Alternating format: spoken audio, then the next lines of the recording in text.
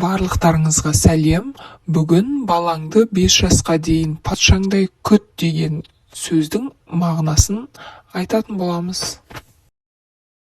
Саналы ата-ана үшін бала тәрбиесінен асқан маңызды шаруа жоқ. Яғни әке де ана да өз перзентінің ақылды, парасатты адам болу үшін көп еңбектенуі қажет.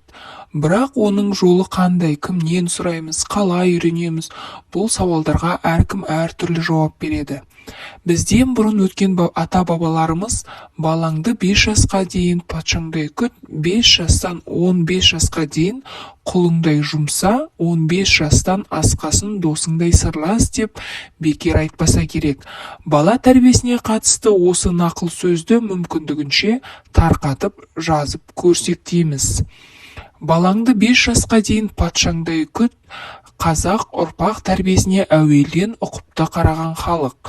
Сол себепті де ер азаматтар мұндай жауапты істің басын ибалы, ұятын сақтаған жар таңдаудан бастаған. Жақсы әйелден жаман бала тумайды, тектілік осыдан келіп шығады.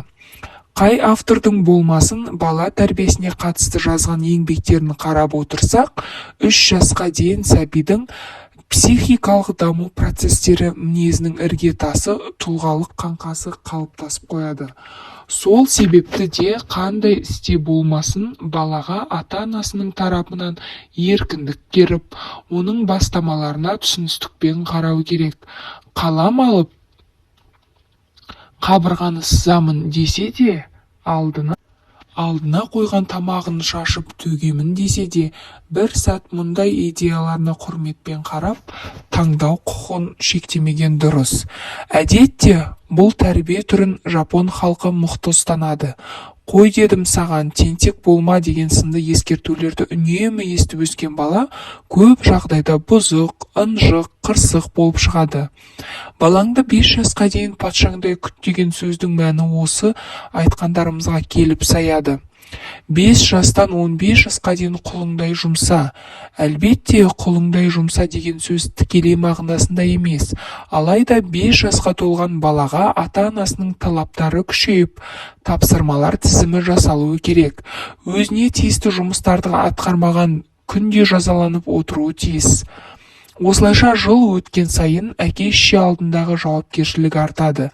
Ойлы бала әр ісіне ұқыппен қарап, еңбекке үйренеді. Ардақты пайғамбарымыз бала кезде үйретілген нәрсе тас үстіне қашалған жазба сияқты деген екен. Кім өзін қаншалықты құрметтесе, баласын да соншалықты құрметтейді. Қорқыту арқылы деген істету жақсылыққа апаратын тәрбие емес, ертең оның зардаптары болады. Қалай десек те, таяқ арқылы жөнге салу өте ақылмен жұмсай білу кез келген ата-анаға оңай соқпайды. Жас баланы аяқтаған жұмысы себепті мақтап отыру да оның кезекті бір тапсырмаға жігерін оятады.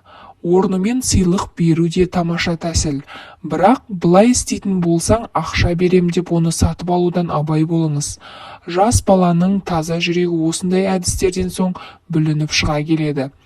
Қысқаша айтсақ, 5 жастан 15 жасқа дейін құлыңдай жұмса деген сөздің астарында перзентіңді еңбекке баулу, жауапкершілігін арттыру, өзіне деген сенімділігін күшейт деген мағынада айтылған.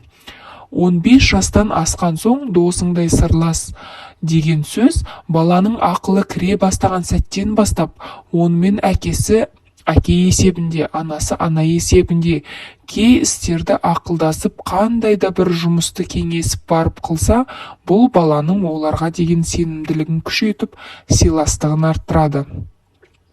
Қатып қалған қағида жоқ. Негізі әр бала әртүрлі болып келеді. Қоршаған ортасына қарай олардың мінезі, қабілеті, тіпті есеюі де әртүрлі. Сенім баланың отбасына деген махаббатын күшейтеді. Өзіңізді бейсанап сол балаңызды құл секілді көруден аулақ болған жөн. Енді ол есейді, етек жеңін жинады. Сондықтан бөліскен ойларына, пікірлеріне, жоспарларына сыйластықпен қарап, мүмкіндігінше келісімге келіп отырған дұрыс. Ата-анасының жолын сезінбеген балалар әр нәрсеге ұрыншақ келеді, жамандықты тығылып жүріп істейді. 15 жастан асқан соң досындай сырлас деген сөздің астарында балаңды өзіңше мейлінше жақын тарт, уақыт бөліп сөйлесіп түсінісіп отыр, көңіліне кірбің салма деген мағына жатса керек. Баланы дүниеге әкелу басқа да, оны ары қарай азамат қылып шығару өз алдына басқа міндет. Үйлену қиын емес, сол шаңырақты берекесін кіргізіп, ұстап отыру әлде қайда қиын. Ол 2 жасқа бірдей жүктелетін міндет. Сол себепті бәрінен бұрын отау көтереміз деген жастар ертеңгі ұрпақтың тәрбиесіне қаншалықты дайын, қаншалықты сабырлы, осы жағына мұқият ойланып барып қадам жасау керек. Алдағы уақытта жалпы ұрпақ